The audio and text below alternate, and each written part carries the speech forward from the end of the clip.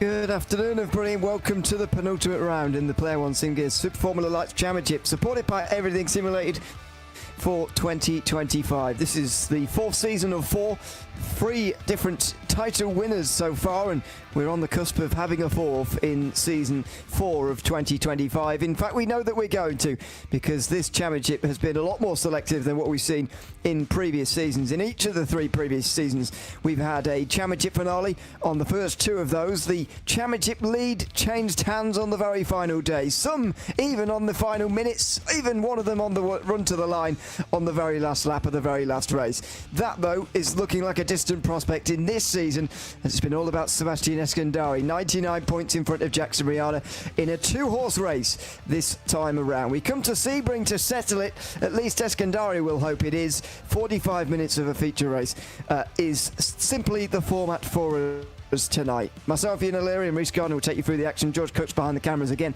as always. Good to be back alongside you, Rhys, for another Tuesday night. It's Sebring, a place you spent a lot of time this week, I know already, but not in these cars, of course, and not with this scenario. Sebastian Eskandari has been the man of the moment, you've got to say, this season, and effectively, if he outscores Jackson Rihanna this afternoon, he will be champion an unprecedented 1 round early.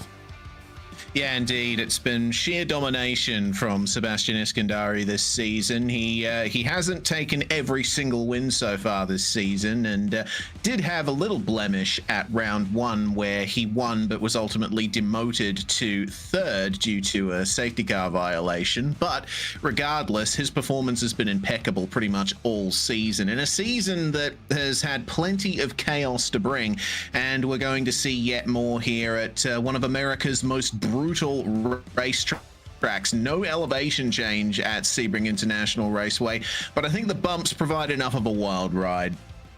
Yeah, they're small bits of elevation change, aren't they? Small lumps and bumps, but they certainly make a massive difference around here. This is the current scenario for the gold class drivers. 99 points, as I mentioned at the start of the day. And then Craig Edwards, 169 back, just over 200 back for Mark Healy, who's going to relinquish that number 1 on his car at the end of this season. Danny Davison then is on 5th position, ahead of Thomas Hinds, who's just slipped down a little bit down the field in the last couple of races. Alex Stevens, Kane Ryder, Aidan Coote, Angus Milne round out the top 10. In fact, the gold class drivers make up the first 22 places rather in the field. Alexi Watson is the first silver class driver, then 17 points in front of Tristan McLaren and Anthony Baton, who's only a couple of points further behind. Miguel Costa, Texera, Marcus Knitzer are tied on 112 as well, just 23 points back. It's a very, very close silver championship. Chris Little and Matt Tesarero have got an outside chance from 6th and 7th. There's not been very many points gaps created there, because we've not seen very many performances of drivers finishing up towards the front, to be honest, this season in the silver class, contrary to what we've seen in previous seasons. We do, of course, have a cut-off line for the top 13 again, the Australian Open World Nationals, by the way, which is happening, I believe, in December at some stage. Mark Healy won the race of that back a couple of months ago, but FDL finished in 2nd place of the 3 leagues in the event overall. The top 13 in the gold class are all going to be making it there, so Tom Donoghue, Scott Barton and Sam Moore, the only other drivers who I didn't say at the time, are in that top 13, which is where you qualify for the Australian Open World Nationals in this season. So that's how we stand going into the final race. Qualifying's just underway, and some of the drivers anyway just making their way over the start-finish line for the start of their first qualifying laps of the session. Just a couple of things to clear up before we go into the session proper. Jackson Rihanna, of course, no drop round available here, but that doesn't really matter. It's Eskandari does. He's got 66 points as his lowest score, so the maximum that could be gained by Rihanna is 36 points here tonight. That would mean the gap would go down to 63 points at the end of the day, with a maximum of 102 to play for. That would mean a top 11th place finish would be enough for Eskandari, even at the worst case scenario for Eskandari. So it is looking very good for him. Virtual safety car is in effect over a manual one this time around. So Jimmy Peacock has been put to the side, and we'll be just using the virtual safety car. And we've got a Formula 4 1600 series coming up in December. Sold out with another 40-car grid. Massively enjoyed the last one preceding this season back in September when we last had a Formula 4 recruitment series. And we've got another 40-car grid starting on the 2nd of December. So good to have the series back again. Effectively, no weeks off now between now and the 23rd of December, which will be our last race before the Christmas break. So yeah, looking forward to those massively.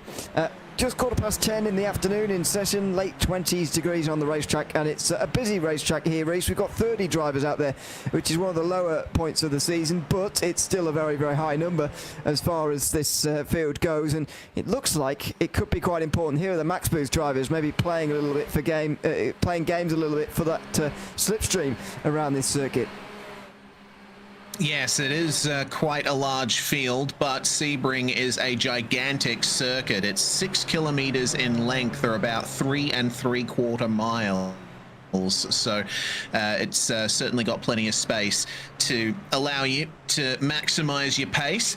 A lot of good drafting opportunities here down the Ullman Straight, named for Alec Ullman, one of the founding fathers of Sebring International Raceway. I've got his book about the early years of this track and the 12-hour race, and it's been quite a nice read thus far. Looking forward to diving a bit more into that. But on board with Craig Edwards, coming through Big Bend, one of the parts of the track that was formed from the access roads of Hendricks Field, World War II airfield that the track ended up being built from, and there's still an active airport right next to Sebring International Raceway.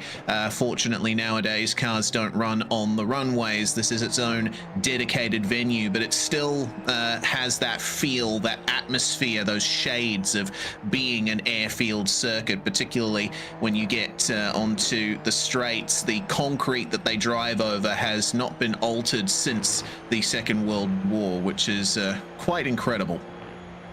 Yeah, it really is. It gives this track a lot of history, that's for sure. And I hope that remains through time. Although you've got to imagine it will cause some problems for them one day. It's great to have it so much history embedded in the tarmac here as we ride on board with Craig Edwards running himself down towards the start, the final corner. Sorry. Entirely pointless session for him, actually, because he has to start from the pit lane at the end of today, or the start of today rather, because he's reached the license point threshold for a pit lane start, and he, alongside Brodie McConkie, will have to do that. But nevertheless, he's deciding to qualify and show us what he can do. Moves up to third here. Bartine and Rihanna up in front of him, waiting to see where Eskandari is going to get to here, and he's just about to come up towards the line himself. So the time has been set to beat here from Scott Bartine, and in the background, Eskandari is going to come round, and here you see it, the Max Boost drivers nose to tail with one another. This is going to be close to pole for Eskandari, and it will be... Still waiting. No time. No, it will be no time. Well, that doesn't... It's surprising, but that doesn't count for Eskandari. He's still got 8 more minutes to do another lap. Yeah, and a lap around here, just 10 seconds shy of 2 minutes in these Super Formula Lights. Sebring, not traditionally an open wheel circuit. It's more of a fixture in the sports car world, but there is some open wheel history at this circuit. Once in the late 1950s, Sebring hosted the Formula 1 United States Grand Prix, and it's notably the scene where Jack Brabham took his first World Drivers' Championship, pushing his car across the line. Just another footnote in the long and storied history of this racetrack. But these cars have incredibly stiff suspension, so you're going to have to work hard over these bumps and over these very brutal curbs in this back half of the circuit. Oy, oy, oy, that is Scott Pocock there, just avoiding getting into the barriers through just coming up to the Gendebien and Le Mans complex of corners. Very easy to lose it over some of the curbs around here. They're certainly not flat by any stretch. Tom Donoghue, our league administrator, briefly going to pole, but Bartine and then Rihanna respond very nicely. We're down to a 1 minute 50.1 for pole. Yeah, looks like we're going to be in the 49s easily here as we get to the end of this session. Eskandari was, I think, the only driver in practice, I might be wrong, to get into the 49s. We have seen it already tonight, though, and Rihanna's a long way in front of the rest of the field here with that current lap time. Eskandari setting some personal bests at the moment, and we'll see whether he goes any quicker himself this time. Well, he didn't set a time at all the first time from Sebring, and there you go, up to second place. So that's a 50.6. I think that is a couple of tenths quicker than what he would have done in the previous time around anyway. So he moves up to second position. Bartine and Edwards not that far behind though, and Rihanna quite a long way in front of the field. Sam Moore joins them in that group at the front of the field. I'm say personally hoping, I think wishes for as a neutral for a close championship fight maybe coming to an end quite quickly, but the battle for the race win, if those five are on pretty decently similar pace, could be very exciting around here. Certainly could. I'd love a nice close race tonight. We are, of course, running the 45-minute single race format tonight, and that means that one pit stop will be required from all of the drivers tonight. Far from their minds at the moment. They're focusing on just going as fast as possible, but there will be a few strategy permutations to think about when it comes to the race. They should be able to get about 18 laps in the race, and considering 45 minutes, I think the race should end up going for about 22, 23 laps, maybe 24 at max, depending on the pace of the drivers up the front. Yeah, it should be something like that. It's quite a long way around here, in fairness. This is the silver class poles here currently. Anthony Bay is currently in 18th position overall. And I'd say leads the class up to. Oh dear, somebody stopped as well.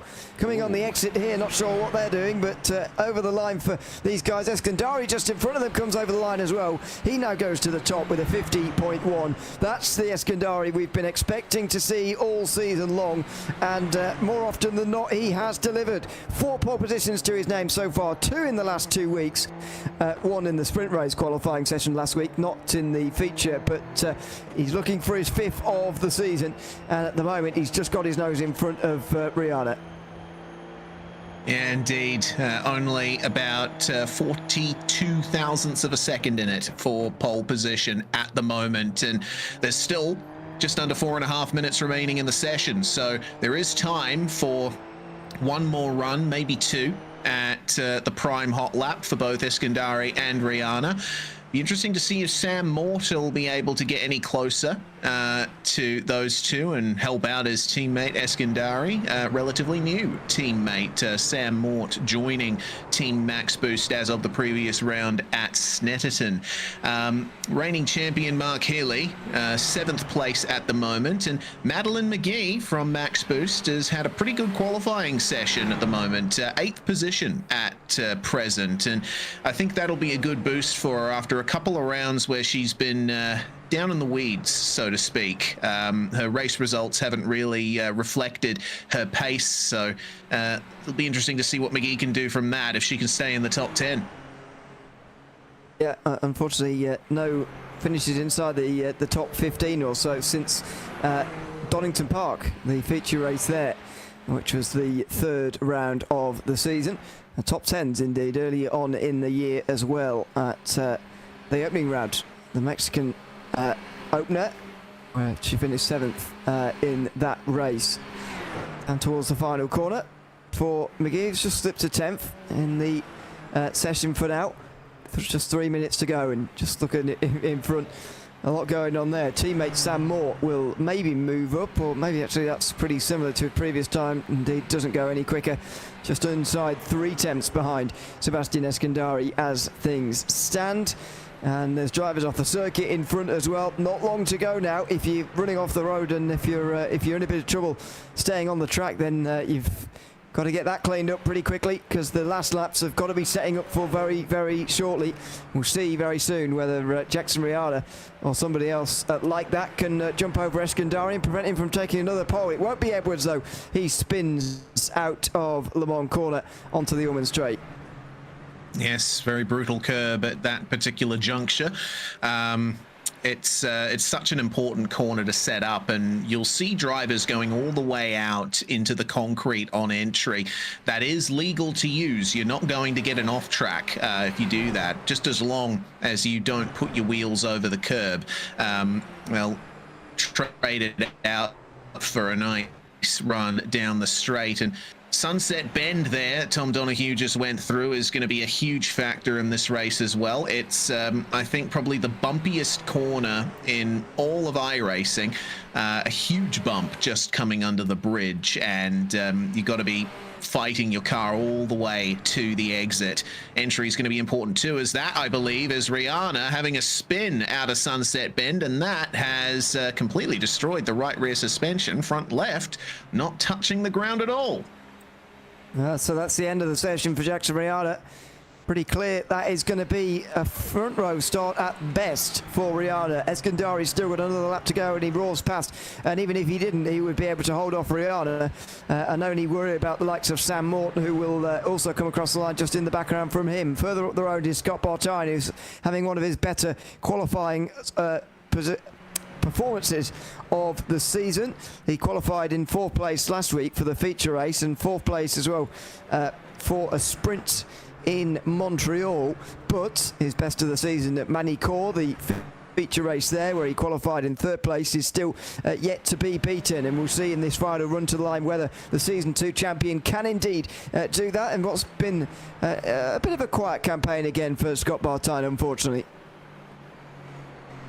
Yeah, indeed. He's certainly shown some flashes of brilliance, but unfortunately the races haven't always gone his way. So if he can hold on for a good finish from here, then that'll be a nice little boost for him here in the penultimate round of the season. Tipping into Sunset Bend, flat out on entry, and as soon as you threw that kink, you're on the brakes, but not much. You're carrying a lot of speed through the apex, and you see the car behavior through there as well, just how much they're jumping around in the middle of the corner there. Bartine's last lap about 3/10 off his personal best in the session. And we're waiting now for last few drivers to get across the line here. Thomas Hinz was some green sectors. He's going to move up into the top 5 after the checkered flag. Very nicely done. And behind, James Cassar with a slipstream off his teammate is going to move into lucky 13th. Yeah, so positions to be gained all the way through at the moment. Sam Morton is coming towards the line as well right now. Probably the last hope as far as beating Sebastian Eskandari in this session is concerned, although they're teammates. So it remains to be seen how fierce the rivalry would really be. He sticks it to the left-hand side as he tries to shorten the distance to the line. It's only a personal best in the first sector, but not after that. And he stays 3rd. It's going to be no improvements over the line, I think, from anybody here, unless there are going to be surprises further down the field. I think Jackie Chung is the only driver still left here. Maybe Nathan Verney has still got a time to come. But that's pretty much going to be it. Anthony Bate is going to take the silver class pole position here in front of Alexei Watson down there. We'll try and keep more of an eye on the silvers today because their championship is very, very close. But Alexei Watson in a decent position there with them so far down, not scoring very many points. That can only help Watson really because down there, sort of outside the top 15, positions or points per position are worth much less. It's only 2 per position for a little bit until you get to the outside the top 25 sort of region, and then you get to just 1 point per position. So that's not really very many, and when you've got a 15-point lead, Alexei Watson should be feeling fairly comfortable having everybody so close around him back there outside the top 15. Indeed. The other side of that coin, though, is the midfield tends to be where the majority of incidents are on the first lap. So I do think that Watson, Bate, Pocock, and everyone around them are going to have their head on a swivel on their way around the first lap. Turn 1 is nice and wide here at Sebring, but narrows up quite a bit on the exit. And in the middle of the frame here on this blimp view, you see turns 3, 4, and 5, the little S that takes you to Big Bend. There's not much space to run side by side there, especially on the first lap on cold tires. So everyone's going to have to take good care around here. It's a long race to come. It definitely is. That much is certain. As we looked at this facility from the air, as you say, previous life as an airbase, an airfield, and nowadays one of the most famous racetracks in the world. Not necessarily for open wheel racing, has to be said.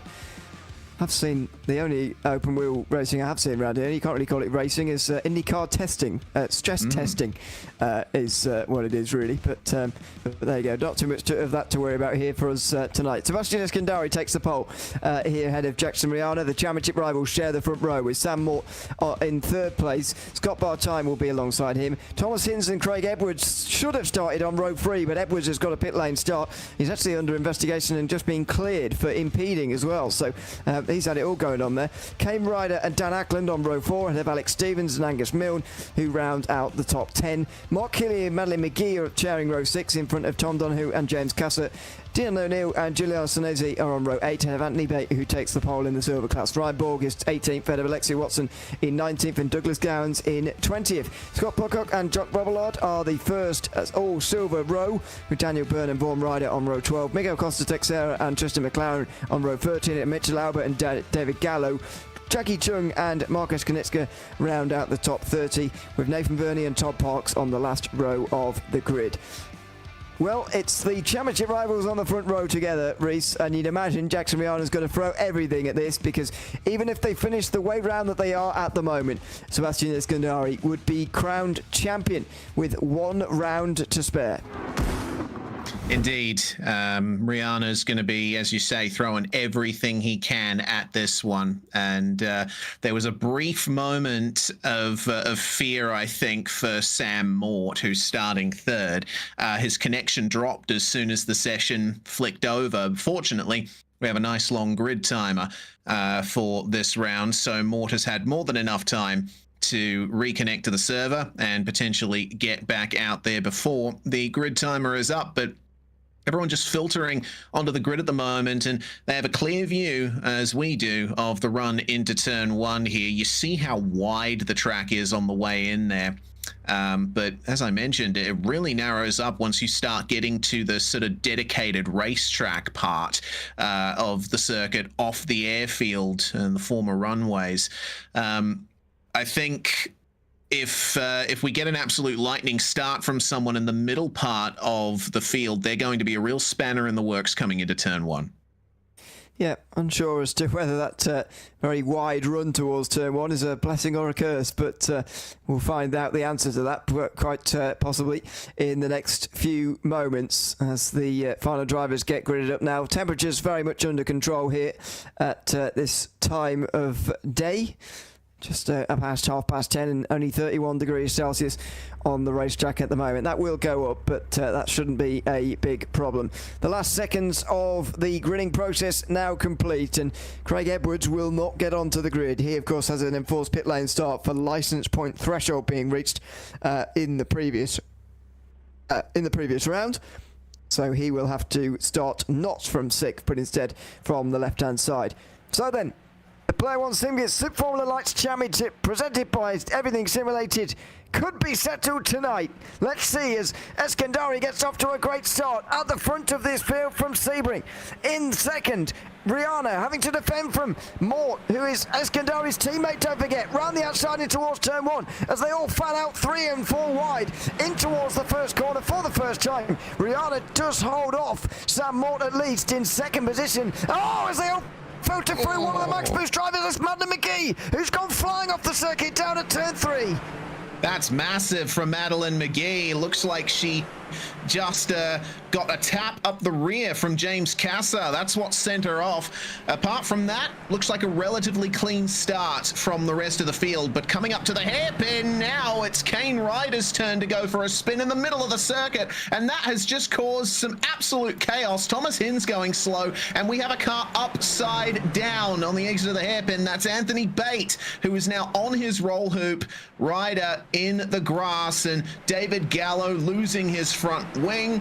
Looks like Mitchell Albert also losing his front wing out of all of that as well. Chaos down at the hairpin.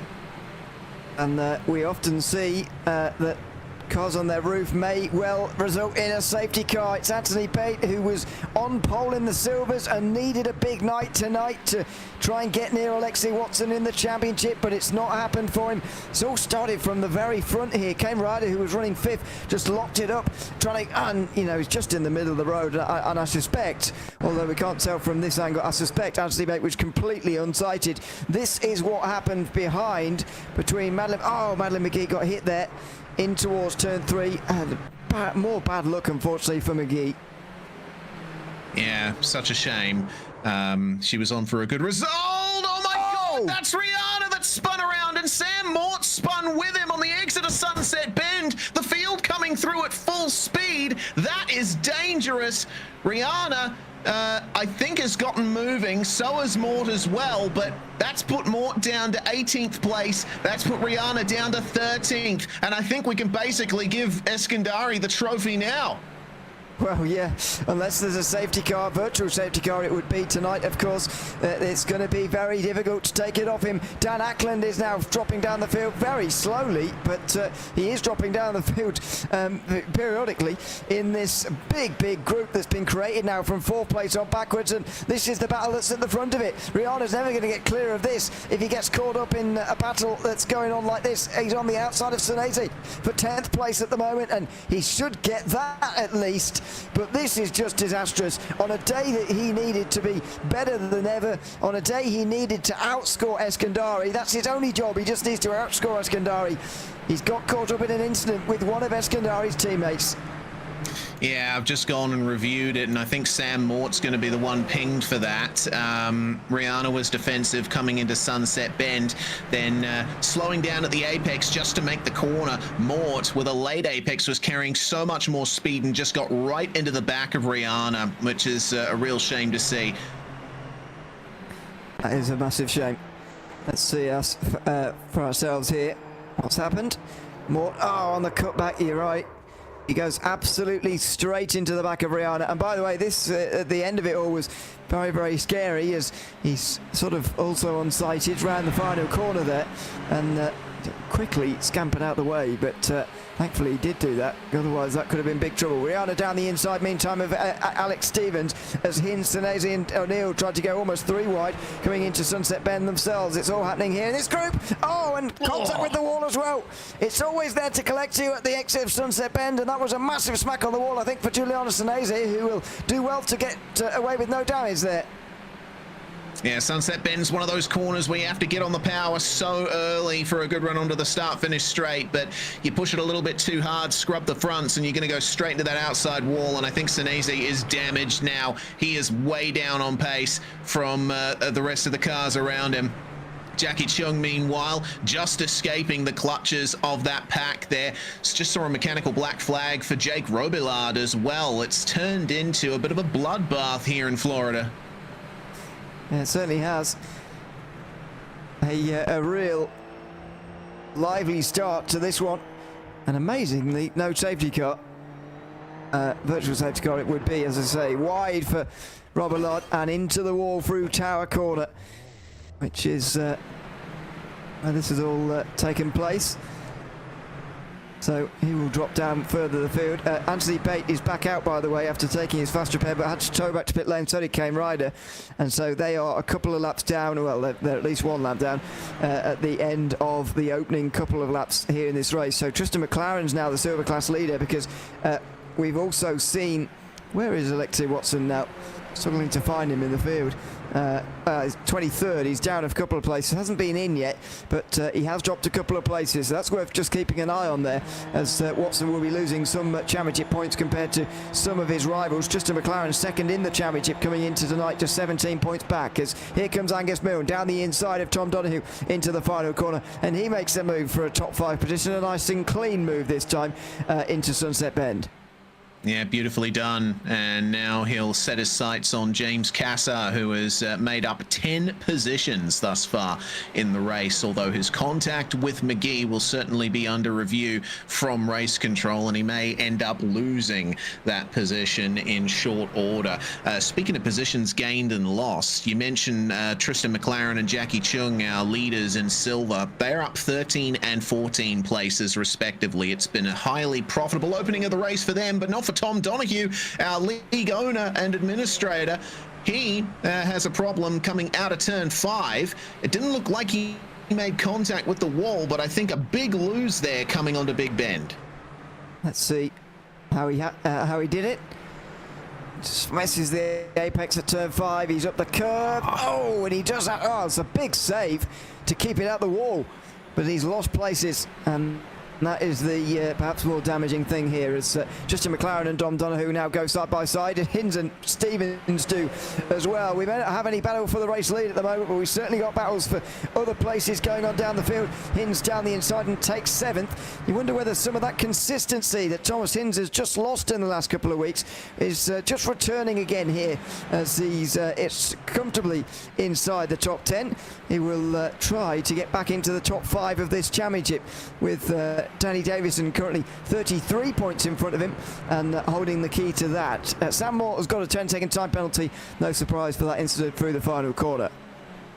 No, certainly, and I mean, we'll obviously have to wait until the very end of the race to figure out where that's going to put him. But for the moment, Sam Moore is trying to work his way further back up the field. He's just taken 15th place overall, back from Jackie Chung, as we keep our eyes here on Hinds and Stevens. And moving a bit further up to Angus Milne and James Cassar. They have left Jackson Rihanna behind. I'm wondering if Rihanna has had another issue somewhere down the line. I didn't expect him to be that far behind them, but he's continuing to make that recovery very nicely.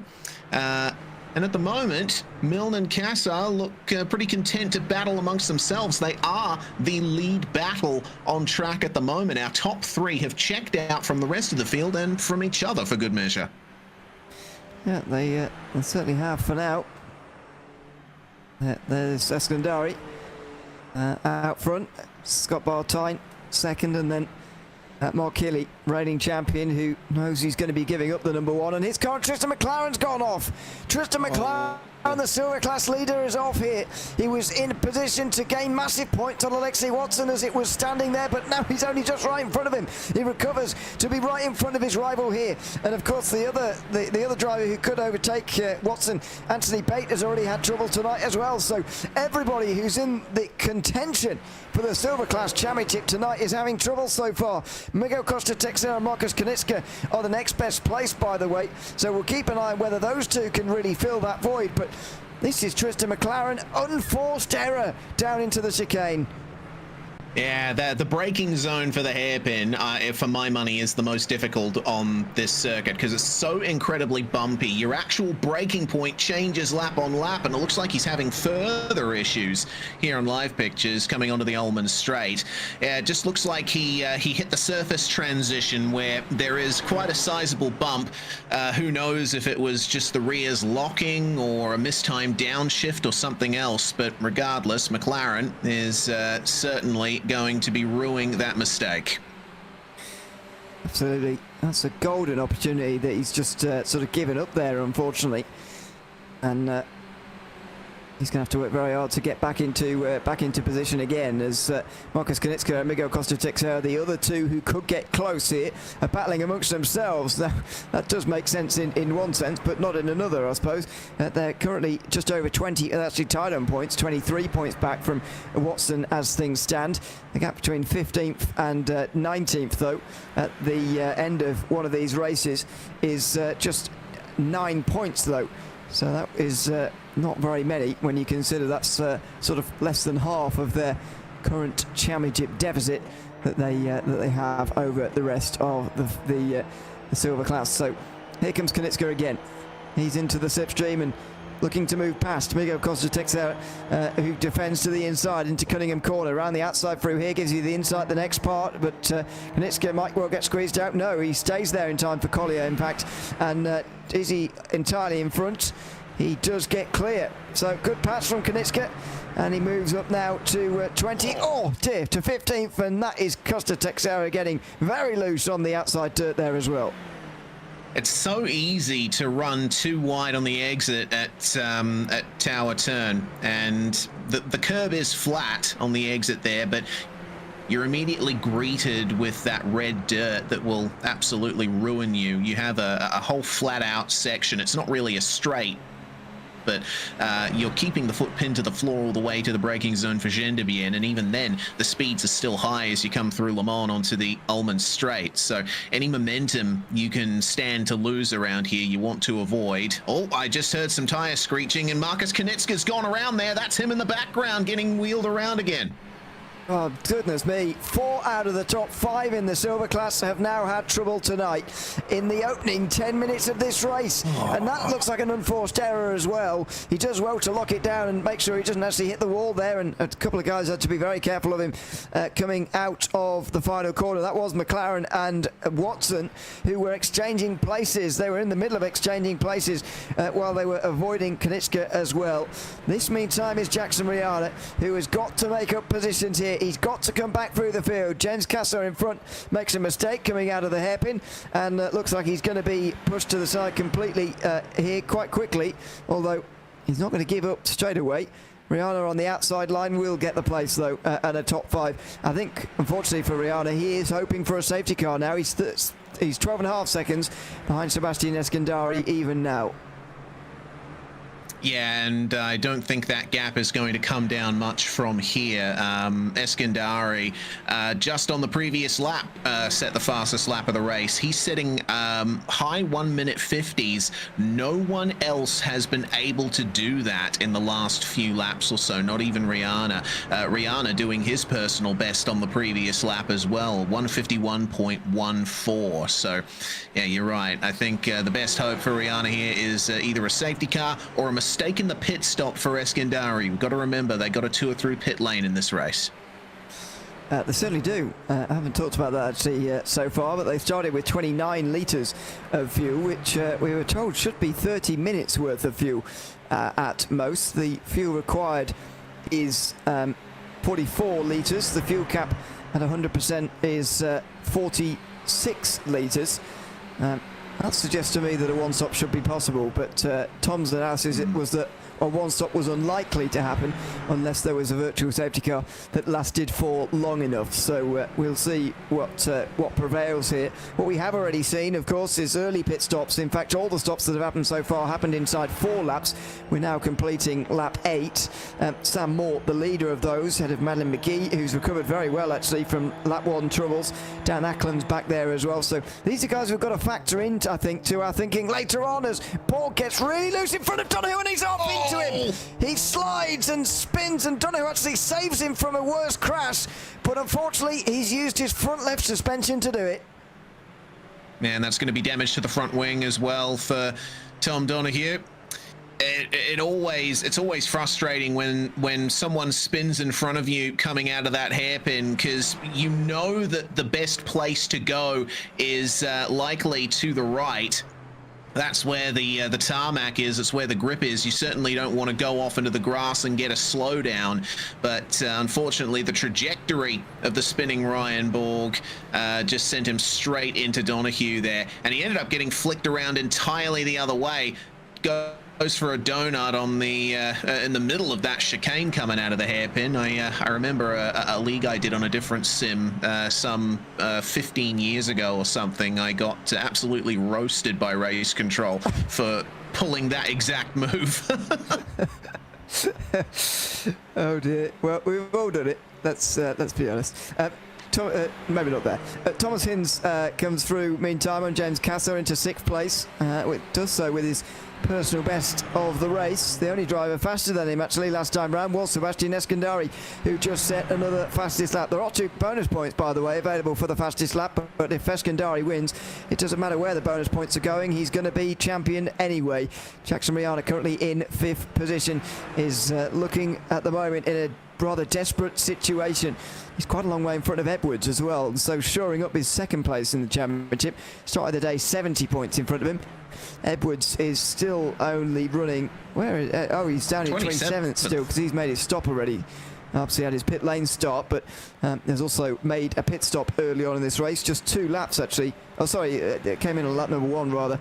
Probably saw the traffic in front of him and thought it's better off me coming into the pit lane than trying to fight my way through this, and he was probably right, because he's now running in a bit clearer air further behind in this field. I don't think Edwards is going to be able to get anywhere near Rihanna in this race, and therefore Rihanna is going to shore up second place quite considerably in the championship as well. Mark Hilly looking for third, I guess, is going to be the next bit of interest in the gold class. Starts the day 36 points behind Edwards, and he's currently running on the podium places, where Edwards will certainly be losing points from, I would imagine. Yeah, for sure. I believe points go down to 25th position, if I'm not incorrect. 30th. Okay, so Edwards is still technically in the points, so at least he will gain a couple from this one. But yeah, I think with Healy running third, unless there's a problem for him, yeah, Edwards almost guaranteed to at least be in grave danger of losing third in the championship from this round. Keep an eye out as well for this battle for P11, Daniel Byrne and Jackie Chung. They've, oh, there we go. That's going to be another spin out of Sunset Bend. Rear crash structure gets into the wall there for Daniel Byrne. Question is, how much damage has he got from it? Enough that he's decided to come straight into pit lane. You might as well cut your losses, I suppose. Use your fast repair to, get the car repaired. Oh, contact between Pocock and Borg meantime. This is a silver versus gold class battle. And Ryan Borg, having found himself battling here with these guys, is trying to work his way through on Pocock as quickly as he can. Don't forget, and he slides and spins now to turn 5. He doesn't save it quite in the way that Tom Donahue was able to earlier on. He's having to do a 5-point turn now to get going as well. And this is turning into a disaster. He is not going to be that long passed by Mort, who has already stopped in this race. Meantime, McLaren and Watson have caught up to Nathan Verney. This is the battle for 4th in the silver class. More important points for the championship leaders in the silver class. Yeah, so Nathan Verney is another one of the drivers that has made up bulk positions in this race. He's gained 17 places just from taking things easy in the first few laps. But McLaren, obviously having great pace, keeping an eye on lap times here, as that's a mistake out of tower turn there for Verney. McLaren almost takes advantage, but I think got a little boxed in on the exit. That's going to give a big chance to the machine of Alexi Watson, championship leader in silver, but he's going to back out of it. Watson has been a pretty careful driver, I'd say, this season, and the fact that he's in the silver class championship lead proves that that strategy has paid off for him. Yep, it certainly does. He watches on as McLaren closes on Verney into the final corner, dives to the inside through Sunset Bend, and he'll hope to overtake the one who loses out here. Oh, he's just got a bit of understeer though through that final corner. Just skids on a little bit towards the outside wall. Avoids that at least, as the run here for Verney is in a response to Tristan McLaren's move. He can't quite manage it, and here comes Watson now. Waited for his moment to strike there, but I think he feared hitting Verney through turn 1 there, and he just backed away from it just inside 20 minutes of this race. So he has been separated here from one of his main silver class championship rivals, who hope though it's only a brief bit of separation here between these two. Right, so the slipstream into Big Bend and into the hairpin. Looks like a sort of preemptive defense there from Tristan McLaren. I think that Watson's going to have to start looking over his shoulder in a few moments, because Marcus Konitska, on his own recovery, is right behind him by about 0.4 of a second. This is now a 4-way fight between these guys for third place in silver, and this is going to be quite interesting over the next few laps, at least until they decide to come into the pits, the most recent pitter being Tom Donahue and Daniel Byrne. Looks like Ryan Borg just coming out of pit lane as well. So we are definitely in the pit window. Question is, how long are these guys going to stretch it until they decide to maybe try some strategy shenanigans? Oh, absolutely. We're nearly halfway in this race now. I think we expected pit stops to arrive about 17 laps in at maximum. It's quite a long way into this race compared to some of the previous ones that we've seen throughout the 45-minute races so far this season. We've seen the 2 stops be prevailing, and indeed necessary, as fuel has been a little bit more limited than some seasons past. But now Alexi Watson bites, and so into the pit lane he comes at this stage in the race. Here comes Nathan Verney as well, responding to McLaren as they both get past Marcus Gnitska, or indeed are ahead of Marcus Gnitska in this race. McLaren holds off Verney again, keeps 4th place. At the moment, Miguel Costa Texeira, the only of the top 5 in the Silverglass Championship, not to have had trouble tonight. And Verney now having a little bit of the wrong line there. He's going to be under pressure from Gnitska, who's got a very good run out of turn 5 now. And he's going to be getting the slipstream through Big Bend. McLaren doesn't want to give the slipstream to either of them there, really, as they come down towards the hairpin. Gnitska actually gets past Verney a little bit easier than McLaren has been finding it so far. Yeah, I think Verney recognised that he wasn't in an ideal position to defend and just decided to let Gnitska have it. Turn 3 is such a difficult corner. That's where it all went wrong for Verney. It's a late apex, and it sort of tightens midway through, and you really got to late apex it, or at least try to hug the curb as much as possible to put yourself on the best line for turns 4 and 5. Those corners flow directly into each other. They're one of the most important parts of the lap for lap time. So is the slipstream coming up to Gendebien here for Gnitska. Finds room to the inside on McLaren, but Tristan is holding strong around the outside there. Faster you go through a corner in these wings and slicks open wheelers, the more downforce you have. So it's a bit easier than you'd think to defend a position around the outside through a fast corner. Still, of course, bravery taken, as obviously the downside of all that is that contact is a bit more meaningful than what you see in other categories of racing.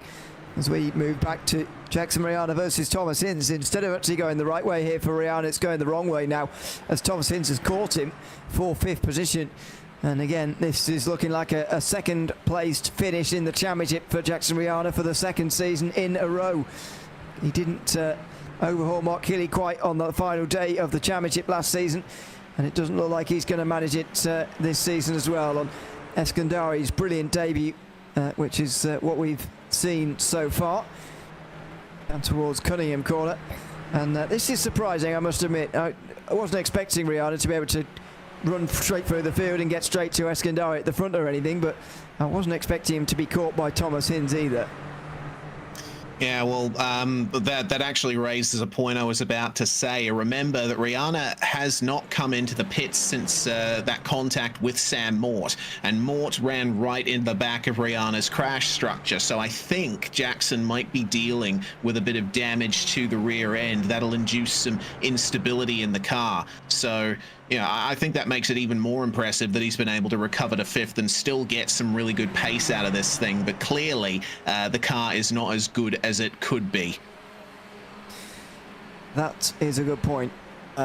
In that case, though, why hasn't he come in so far? Because, you know, there's no reason strategically why he can't come in from lap 1. It's one of the advantages of the system that we have here, having a starting fuel load and a fuel limit as well, a fuel cap, which means that you can't actually you can pit on lap 1 and not completely ruin your race, which helps keep people in the race, as we're seeing an example of here. Every one of the 32 drivers that started are still in this race, but if that is the case, I can't quite understand why Jackson Rihanna wouldn't have come into the pit lane, because he's clearly under big pressure right now from Thomas Hinz as he was into turn 1 there.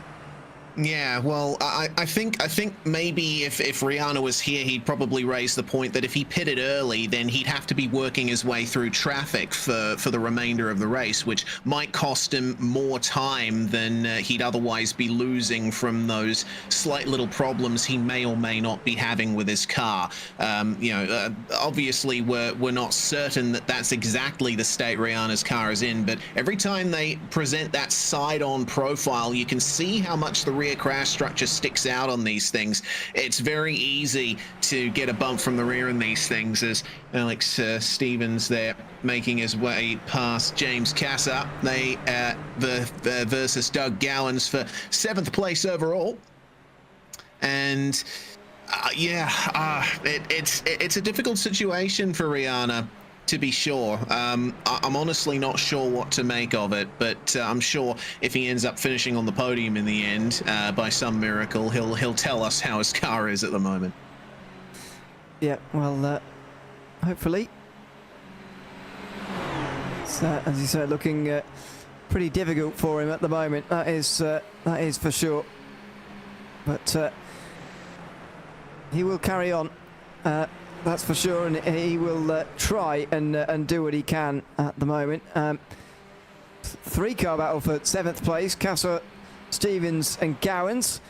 Very defensive from Cassar. I know he's being forced out there a little bit, but there goes Alex Stevens right round the outside into turn 1 and through. Here comes Doug Gowans as well.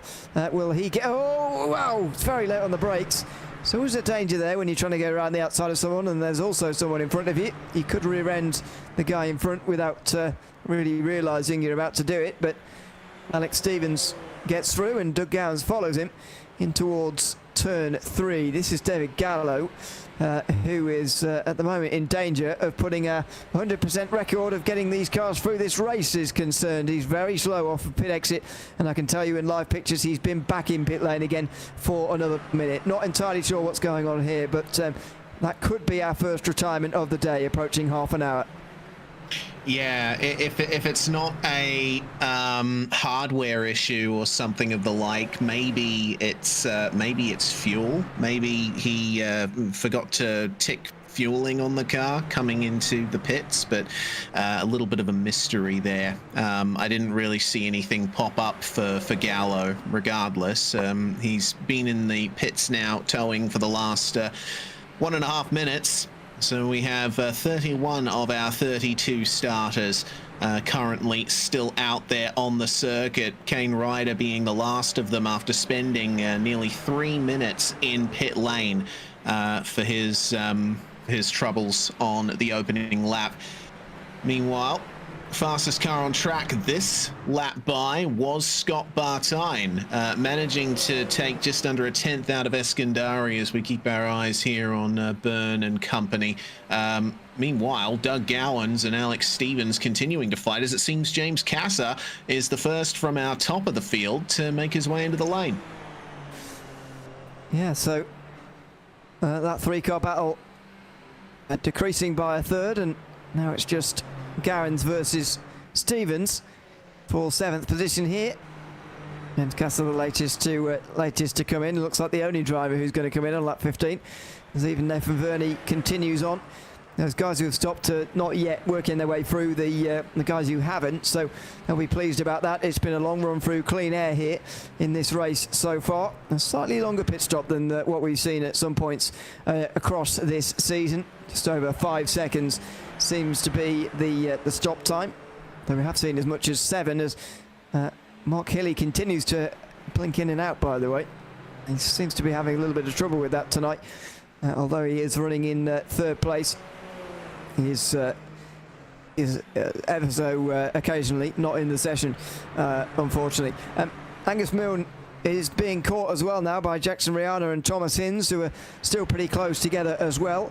Just inside half an hour, and we're getting towards that stage in the race now where these guys surely can't go any further on fuel. We're at the end of lap 16 at the end of this one. I think we were told 17 the maximum, but yeah, that's only a lap away, and we're still waiting for the top 13 to come in, and here indeed comes Eskandari. I would expect just about everyone to respond to that by coming in behind him. Bartine is going to join him. We'll see if Healy does. He does indeed. And looks like, yes, all 3 of the cars that were in the frame before get it done there. Rihanna was very close to hitting the concrete there on the way into pit lane. I think he might have just clipped it. It would appear that Angus Milne braked a little bit earlier for pit lane than Rihanna was anticipating. And that's another little ding on the car. Whatever repairs he has to get done, he'll hope that it's less than a few seconds, because that's all it's going to take to fill the car up. And out he'll go again. And he ends up falling behind Hinds and Milne as a result. A little bit of double car action on the way out of pit lane, but Rihanna still in a good spot here to try and get 4th place in the end. It looks like someone's lost quite a bit of time in pit lane. Not entirely sure who. Actually, it might have just been a little glitch on my timing, but regardless, they're out of the pits and back to green flag racing. And if Milne and Hinz battle as hard as they seem to be, Rihanna will be back past him in no time. Yeah, he's going to catch them very quickly here as down towards the hairpin they come. Hinz will hold off Milne. He's gained 2 places here on these two throughout that pit stop cycle as Mark Killian's got Bartine also battle away. Bartine's stop was very long, as you can see there, and so here he's got the chance of overtaking Rihanna. Oh, we had a look at 3 wide there. That was close. That would have been pretty brave down the inside. Well, some people would use other words for it, but it was backed out of in the end. Comes across Hinz, who has to yield there in towards Tower Corner, and so there we have it. Milne back to where he started, or at least back to where he was before the pit stops, I should say. He's up 6 places on where he started, in 10th place of the qualifying session. Rihanna trying to overtake Hinz as well here for a top 5 position. It's just not happening for him at the moment, though. He hoped that with a repaired car he might have more of a go, but getting caught in the dirty air here and not getting anywhere there through that final chicane. Certainly. Well, the slipstream kicks in here and a little bit of a weave at the end of the Ullman straight from Angus Milne. He and Hinz will fire it into Sunset Bend as best they can, and Rihanna, you see, cranking on the steering there across that bump under the bridge. It's so difficult to get the right line on the way out of that final corner, and Rihanna has ended up losing out quite a bit to Hinz and Milne over that previous lap. But here come the twisties, where Rihanna seems to make up a lot more time. Hinz runs a bit deep into turn 3, meanwhile compromises his run through turn 4, and I'm seeing him sliding about quite a bit. What I've noticed about Hinz just coming out of the pits here is he seems to be having a bit of trouble with the rear. He had a little flick at this location coming out of the hairpin on the previous lap, and well, looks like Milne's having his own issues there. He had to have a couple of goes at the steering to get to the apex. Does seem to be at odds with that car at the moment a little bit, as he tries to hold off Hinz and Rihanna for what will be quite a long time, really. If you're just looking at this as a pure defence for the last 12 minutes, this is pretty difficult stuff to hold on for this long.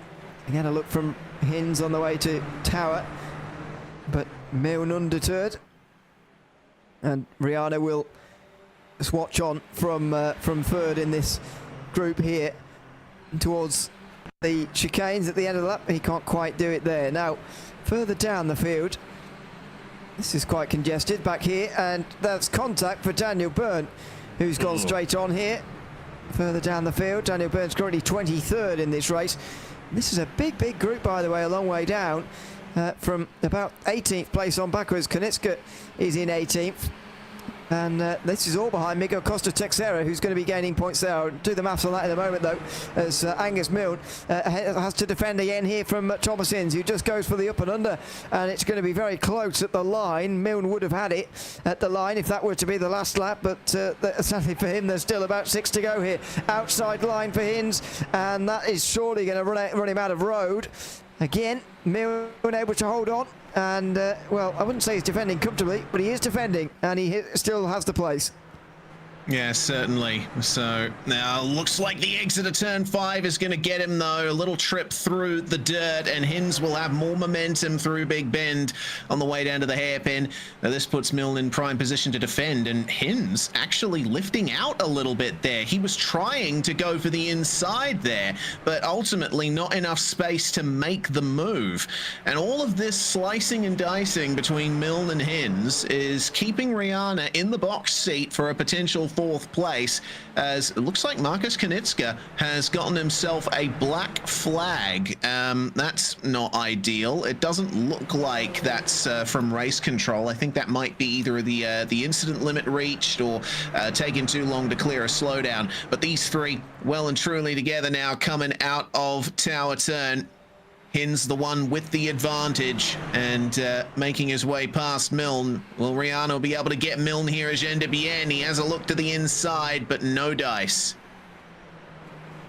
He's got to think if he wants to finish fourth in this race, Rihanna, he's got to get past Milne pretty quickly, with Hin's about to run away at the front of this group of three. But that's going to be very difficult, with Milne getting the slipstream off of Hin's, who is just up in front of this battle. So looks to the inside through the final corner.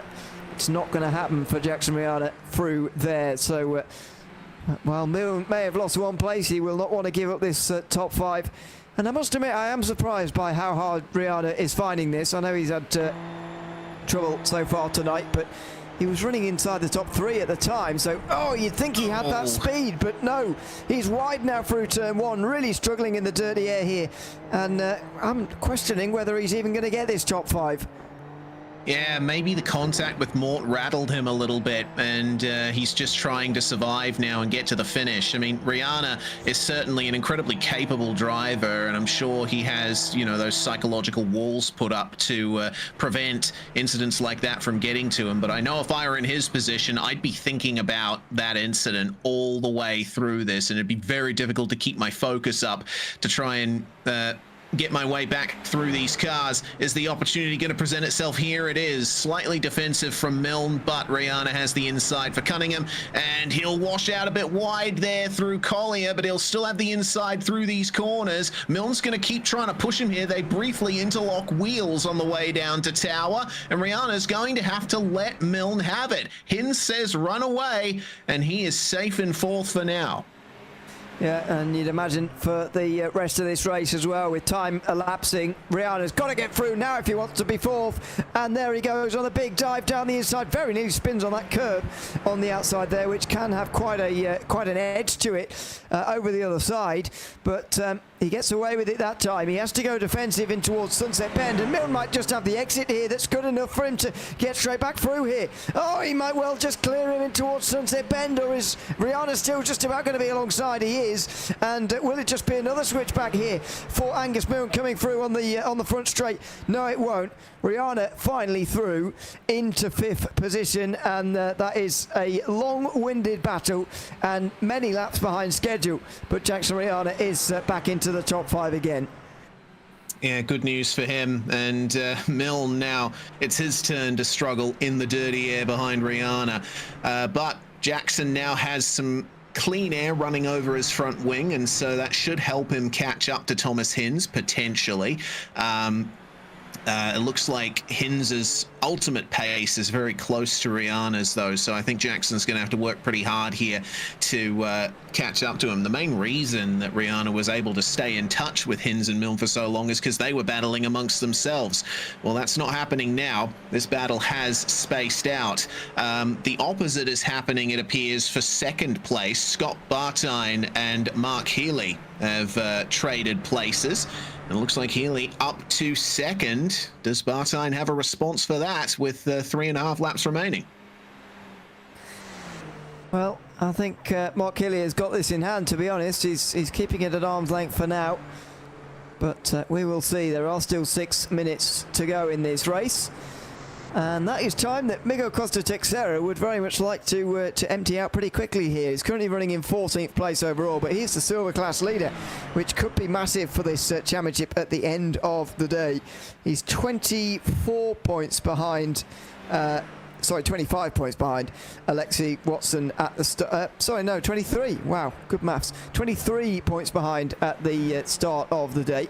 But Watson is currently running down in 20th, and with Costa Texeira in 14th place, that will be a gain of 14 points for Miguel Costa Texeira. So won't take the championship lead, but it'll take a big chunk out of it and bring it down to just 9 by the end of this one. And it's very unusual this season in that we're not going to have a championship finale, it doesn't look like, for the overall title fight, but for the first time we're going to be able to properly focus in on the silver class, who are going to be having a proper fight of their own here. Watson, to be fair, is beating all of the other championship rivals like Tristan McLaren and Marcus Knitska, for example, but he is not beating Miguel Costa Texera, who at the moment is taking a big step forward, and Watson actually just loses another point there by dropping down to 21st. Mitchell Albert gets past him here, so plenty of important battles happening late as Sam Mort goes down the inside of James Casser, who unfortunately has been slowly losing places ever since he had such a great start that got him deep inside the top 10.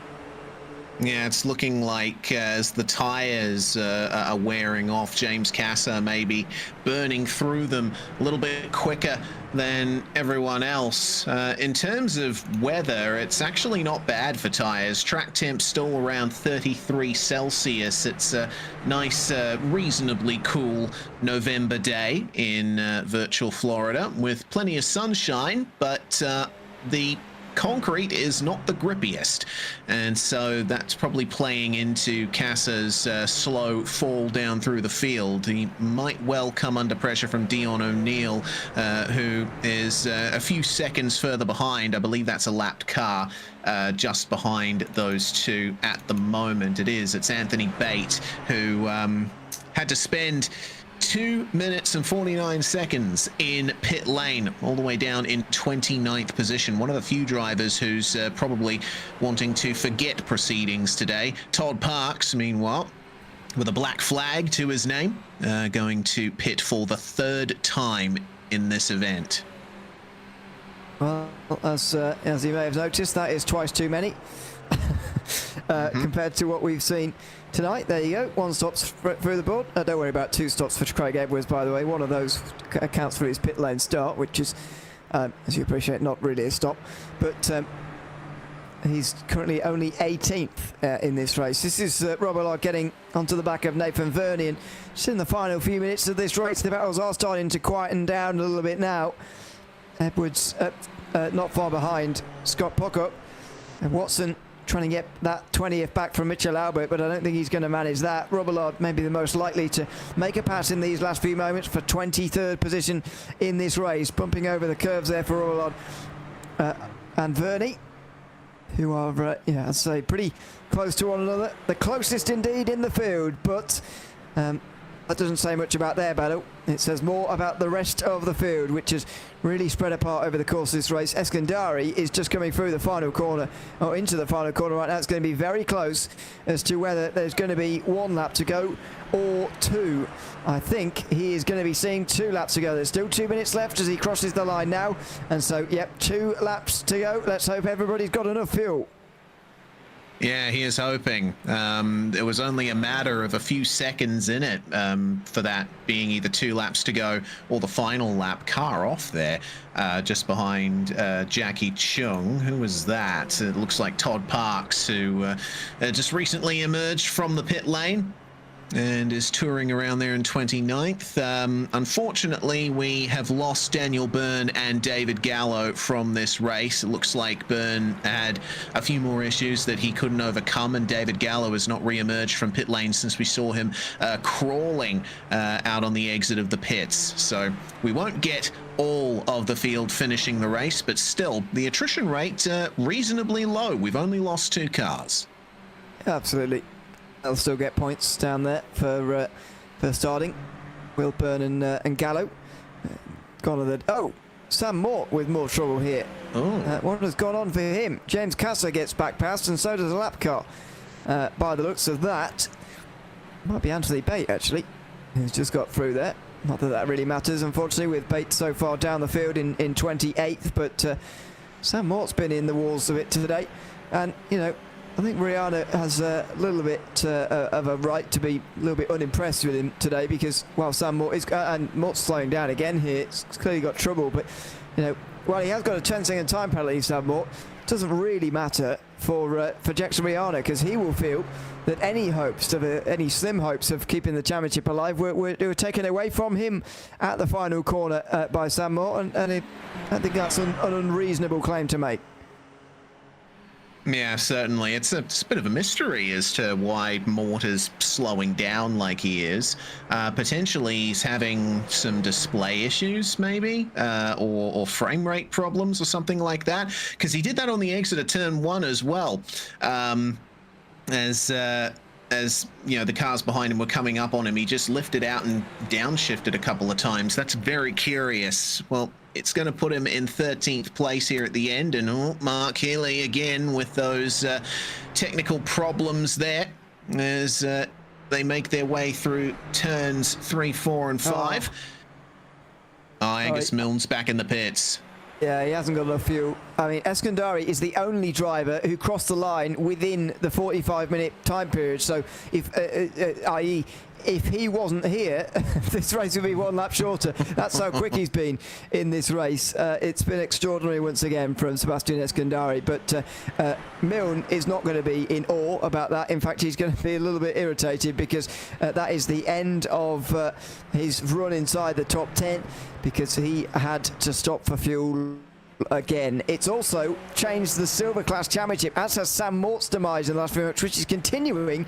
Miguel Costa Texeira has moved up to 12th place now, which is remarkable. That's another 6 points he will have gained there.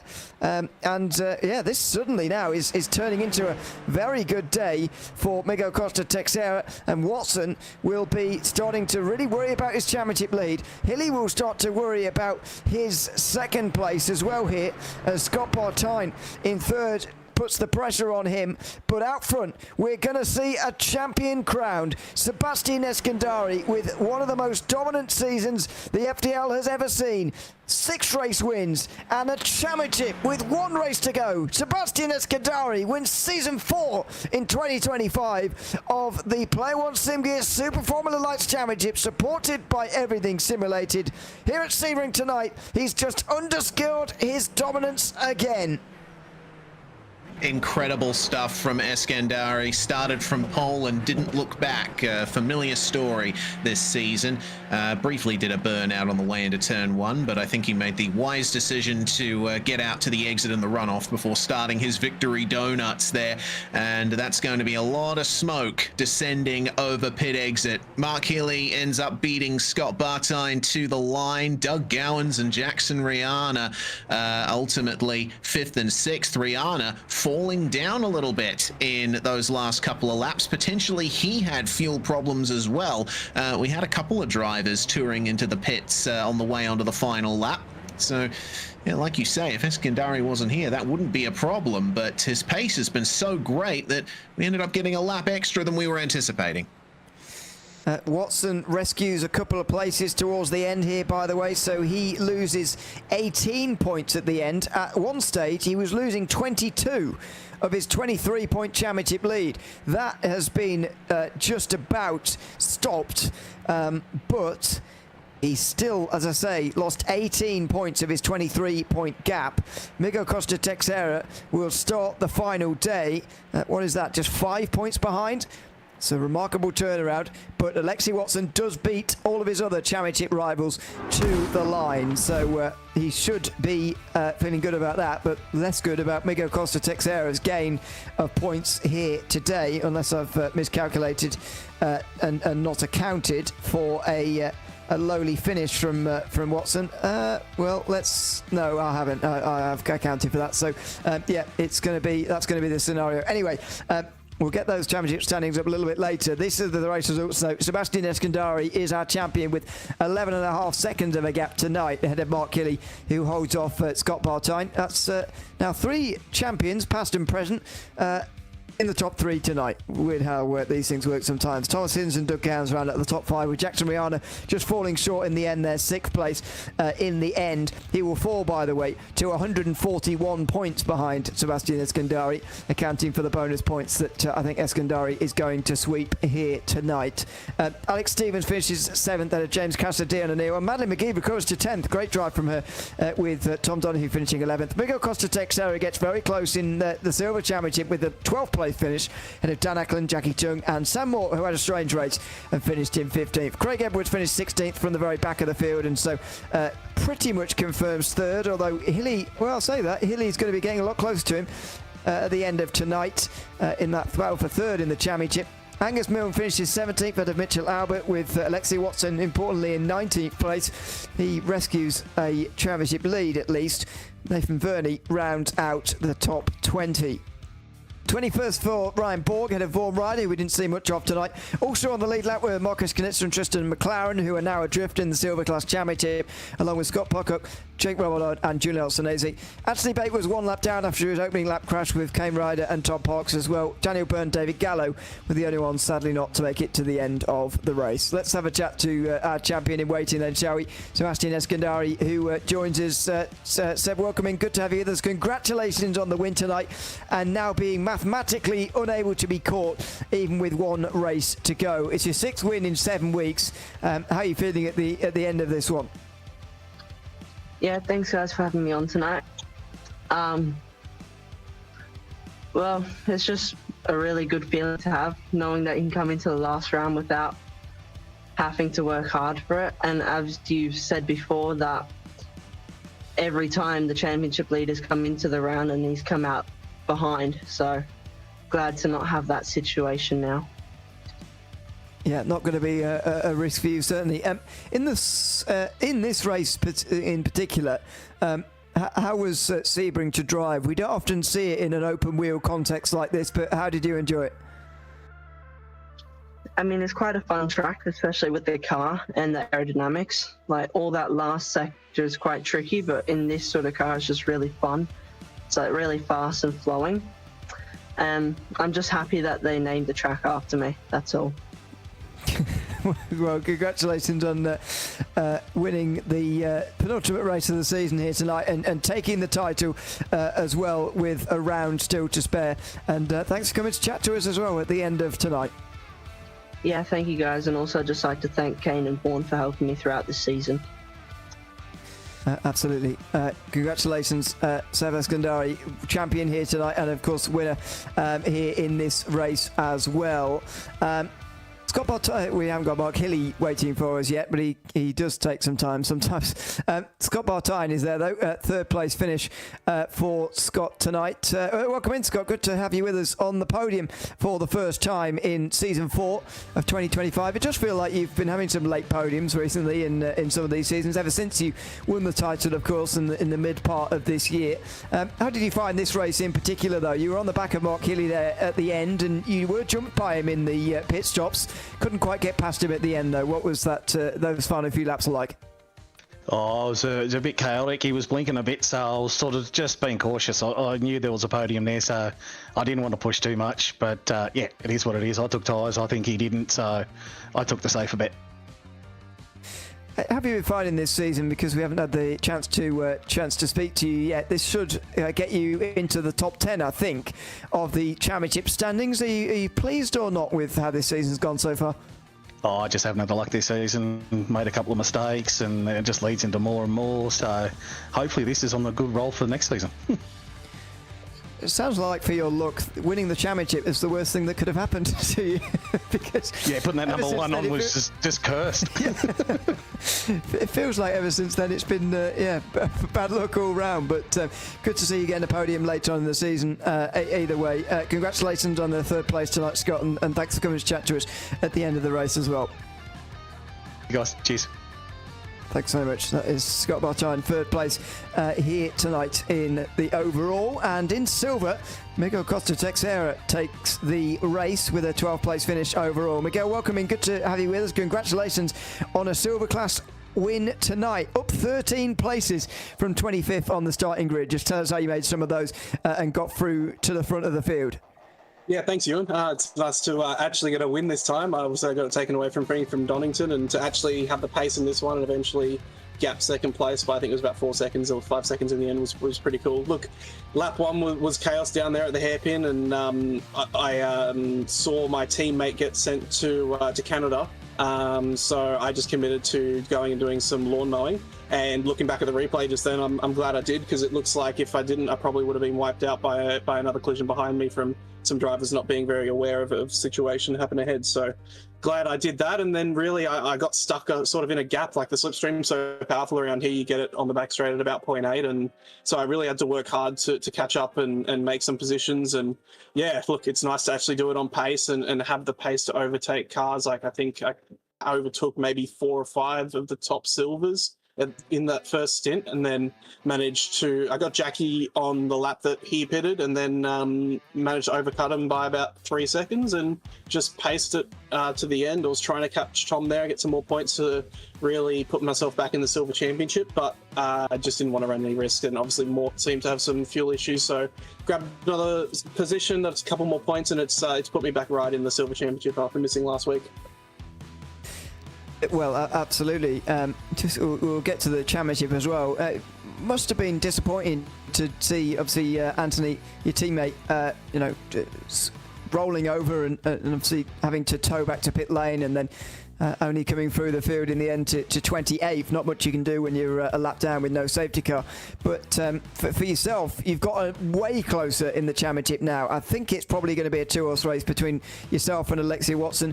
You gained 18 points of a 23-point deficit tonight to be only 5 behind going into the last race at the Bend Motorsports Park. How do you go around the Bend, first of all, and second of all, the circuit, I mean, and how are you feeling with just a 5-point deficit going into that last race? Yeah, look, to be honest with you, I've done very little laps around there in a SFL. I've done a few in like a supercar and a F4 car. I did at the Motorsport Australia University National Championships a couple months ago around there, the West Circuit, which was good fun. But yeah, look, the track is challenging. It's obviously new to iRacing last season or this season, so everyone's sort of fresh with it, but it's a track that requires a lot of precision. I'm not quite sure what layout we're doing. If we're doing the one the supercars are doing, it's going to require a lot of precision across the back of the track with the quadruple or triple right. Far out, 5 points. Look, it's definitely doable. I was 23 or something behind before this. I made 18 here to be 5 behind. It's obviously doable. I'm out of uni exams currently. Like, that was probably hindering my performance over the last 4 or 5 rounds as I was in the middle of end of uni exams and assignments. So I've got a bit more time on my hand to put some practice in. And obviously, like yesterday, I finished up 8th in the official practice in only 40 laps and only being 10th off my gold team out Brody. So look, if I put in the time, put in the hours, and really focus on that next over the next week, and I think we've got a really good chance. Just got to really survive. Like this season has been all about surviving. For me, like, I've had a couple of races I look back on, I'm like, if I just maybe took the cautious approach here and maybe didn't get in that collision, I would have, had a good result, and that would have put me in a better position championship-wise, and obviously it's paid off for me again today, just running across the grass and not even trying to make that corner. So yeah, just got to play it safe at the Bend and hopefully not too much chaos, and we'll see how we go. Well, look forward to seeing you there in a week's time, of course, at the final race of the season. But for now, Miguel, congrats on a class win here tonight, a 12th place finish overall, and thanks for coming to chat to us at the end of the race as well. Thank you, Ewan. Thanks to everything you guys are doing and all the FDL team. It's been a great championship to race, and I really appreciate it. So bring on the Bend next week. Absolutely. Miguel Costa takes out there, who finishes in 12th place overall and wins the silver class at the end of tonight. Yeah, going to be a very, very exciting silver class at that last race, that's for sure. Unfortunately, no Mark Killy for us tonight, so here are the championship standings. 140 points, that's without the bonuses that may be added to Eskandari's score. I think indeed he will get a couple of extras added to his score there.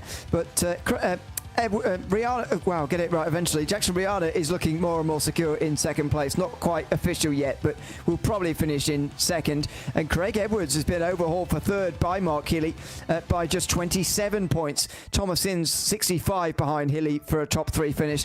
Danny Davison drops down, but he may not get a 0 score from this race. I've just checked to make sure what he does get. He'll get 17 points, so he'll be 17 closer than that. And that will give him a mathematical chance of getting past Hilly, although it won't be likely.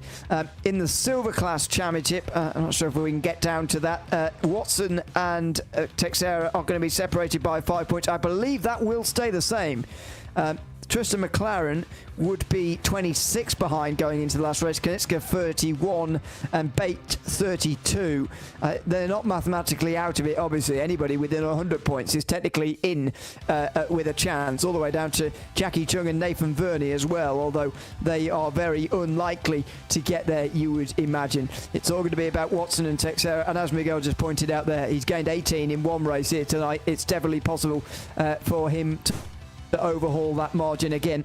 at the final race of the season, which of course will be an hour long. But tonight Reese has been all about Sebastian Eskandari. He can go into the Ben Motorsports Park without having to worry about points or maths or anything. Permutations, none of that, because he is a champion with 1 round to spare. We have never seen that in the FDL Super Formula Lights Championship, in whatever form that's taken in the last 4 seasons. This race, I feel, that race result sheet there just underscoring his dominance. Nearly 12 seconds ahead of the rest of the field. Another incredible performance. Yeah, and the bend is going to basically serve as a victory lap for him, I reckon. And, you know, sometimes when the pressure's off, that sort of unleashes you. So I don't know if Eskandari's that kind of driver, but I'm sure that he's still going to come to the bend with the same level of precision and pace that he has held for the entire season. We still have those non-championship winning positions to decide, as well as the Silver Class Championships. So there's definitely plenty of reasons to tune in 7 days' time as we end our season down under in Australia. Just one statistic, by the way, before we go. Sebastian Eskandari, if you add all of his winning margins together from the 6 races he's won so far, you get to a whopping 49 seconds. It's an average of 8 seconds a race he's won by. That's not very close. He has, admittedly, one of them was nearly by half a minute when we had a very strange race in the middle there. I think it was Donington, where he won by an absolute mile. 28.8 seconds that day. So that does slightly skew the average somewhat, but nevertheless, that's an astonishing amount of time that he has gained over the rest of the field. And whatever way you cut it, he has been the best driver this season. But there is still a race to go, and one more, or one first trip, I should say, to the Ben Motorsports Park for this series as well. So very much looking forward to that. And of course, the Silver Class Championship, which should be perhaps the best we've ever seen in this championship. That's it, though, from the Player1 Sim Gear Super Formula Lights Championship, supported by Everything Simulated tonight. A reminder that after our finale next week, we're starting the Formula Ford Series up again with another 40-car grid on the 2nd of December. So the racing continues all the way to Christmas now here at FDL. So very much hope you can join us for that. I've been Neil O'Leary alongside Reece Gardner tonight with George Cook behind the cameras from Sebring. We'll all be back at the Bend for the one last race, a 60-minute enduro to round out the season. Hope you can join us then. From all of us for now, it's goodbye.